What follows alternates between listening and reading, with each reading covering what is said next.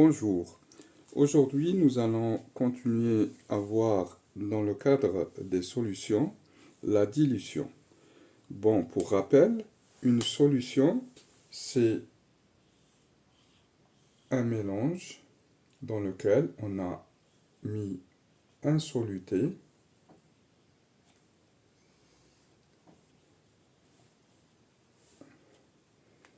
et on a dilué dans un solvant. C'est ce qu'on appelle une solution. Cette solution, lorsqu'on met un certain nombre de quantités de matière de masse, par exemple M1, dans un volume V1, là, M1 dans un volume V1, on va avoir M1 sur V1 égale à la concentration T1. Généralement, la concentration massique est notée T. Cette solution-là est à la concentration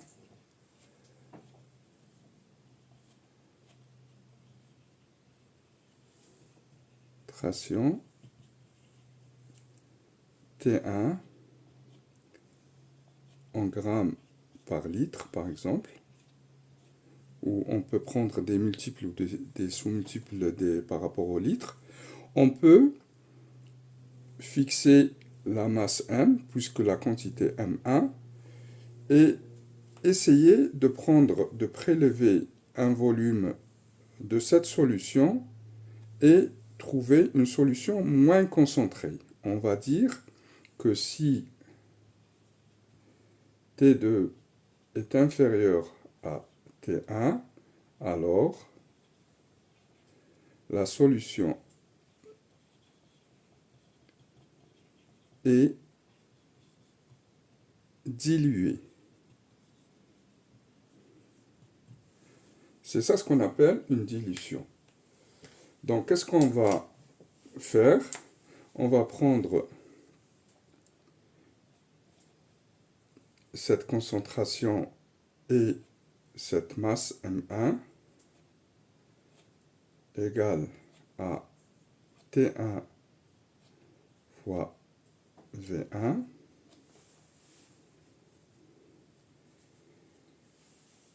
et prendre la deuxième solution dans laquelle M1 est égal à T2 fois V2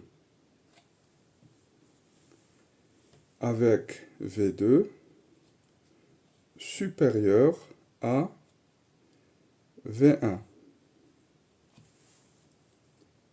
Quand V2 est supérieur à V1, on dit qu'on a dilué notre solution. Mais la masse est la même. Donc on peut écrire que T1 V1 égale à T2 V2. De là, pourquoi? Parce que c'est la même quantité de matière. Cette relation-là va nous permettre de travailler et de chercher la quantité à prendre pour retrouver une deuxième concentration. Je donne un exemple très simple.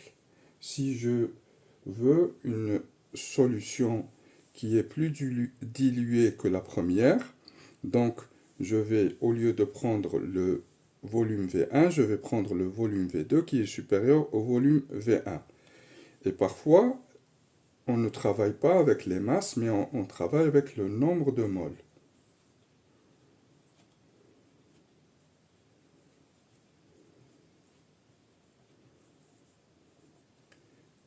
Notez N. Dans ce cas-là, on a la concentration C1 qui est égale à N sur V1. Et la concentration C2 est égale à N sur V2. Le nombre de moles, lui, ne change pas. C'est V1, les volumes qui vont changer, et donc les concentrations. Donc je peux de la même manière écrire que C1, V1 égale à C2, V2. Ces deux relations, ça c'est avec la concentration massique.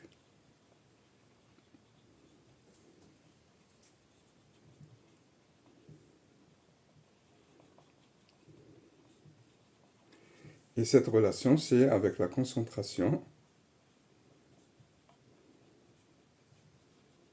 molaire. Si je prends un produit de masse moléculaire M, je sais que ça c'est M masse moléculaire.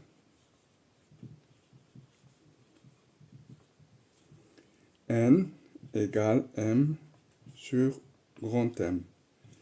C'est de là que je vais retrouver la relation entre la masse molaire, la concentration massique et la concentration molaire. Avec ces deux relations, vous pouvez interpréter et résoudre tous les problèmes concernant les dilutions. Je vais vous donner un exemple rapidement.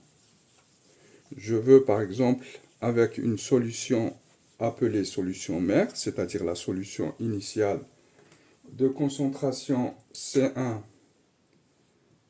égale à 0,2 mol litre moins 1, préparer 100 ml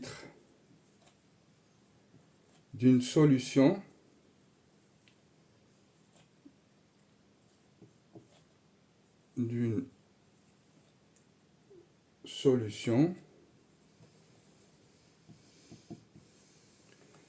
avec une concentration C2 égale à 0,02 mol litre moins 1. Quel est le volume à prélever?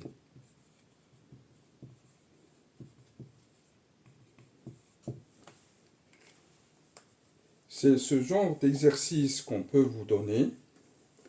Et pour cela, il ne faut pas faire autre chose que de bien écrire les données. Donc j'ai C1, les données.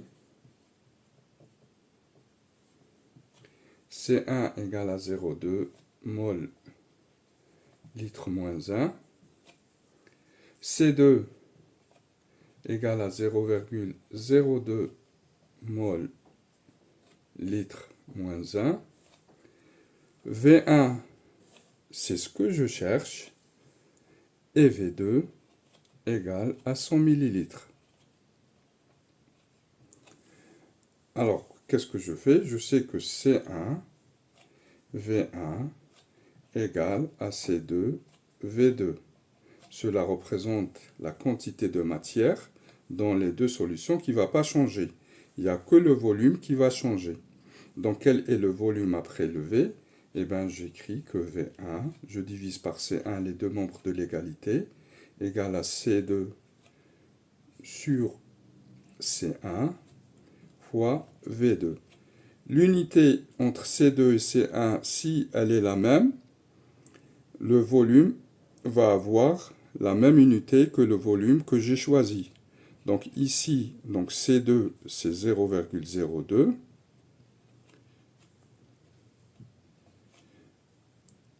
Divisé par C1, c'est 0,2. Multiplié par le volume V2 qui est 100 millilitres. Donc ça sera en millilitres parce que les unités des concentrations vont se simplifier. Il va rester que l'unité des volumes. Donc et là, si vous faites avec votre calculatrice ou bien de tête ici, parce que c'est divisé par 0,2 fois 100, donc ça fera 10 millilitres. Voilà pour cette séance. et je vous verrai dans les prochaines vidéos. Travaillez bien ces exercices et bonne continuation et à bientôt.